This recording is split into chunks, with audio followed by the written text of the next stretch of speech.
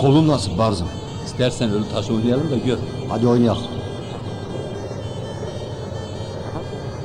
Akıllı ol. Oynamaka çocuklar izin verir mi ki? Ne diyorsun İbrahim, izin vereyim mi sen? De buyurun. Hadi.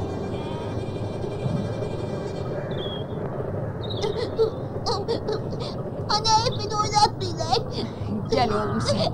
Oynatmazlarsa oynatmasınlar. Ben seninle oynarım. Hakikat oynayacak mıyız? He, oynayacağım.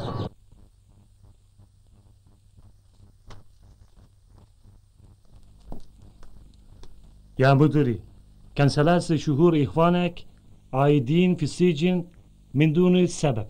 يا سمعت هم خلصوا جزاؤهم أقدامك في الهوى بس إذا شفتهم في سوريا بعد العيد أحطهم في السجن عير حالك ما في سفر أكثر من 20 يوم.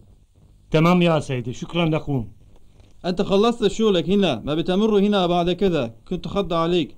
أنا سأرجع بزيارتك.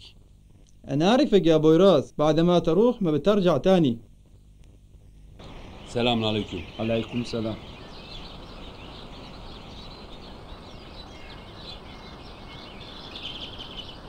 Hadi rahat ye bir de.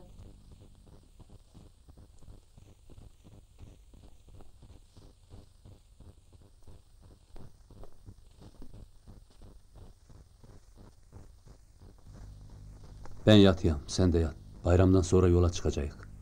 Ben gelmeyeceğim. Anlamadım. Onca yaşadığımız şeylerden sonra ölmek en iyisidir benim için. Ne ölmesi Helin? Sen ne diysen? Babana söz vermişim.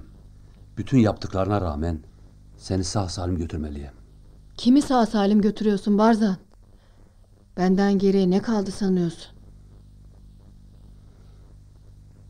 Yaşananlar sırlarımızdır. Bizden başka kimse bilmeyecek. Gene de ölmektir en iyisi benim için. Böyle bir acıya dayanamayız. Sensiz gidersem kimsenin yüzüne bakamam ben. Ne diyorsun Allah aşkına? İnsan içine çıkacak hal kaldı mı bende sanıyorsun? Anılarımız, çocukluğumuz. Bu günlerde bir bir geçiyor gözümün önünde. Benim de.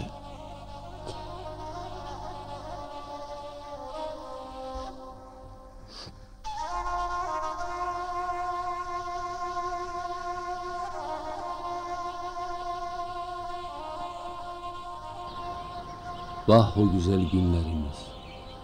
Çocukluğumuz. Hayallerimiz.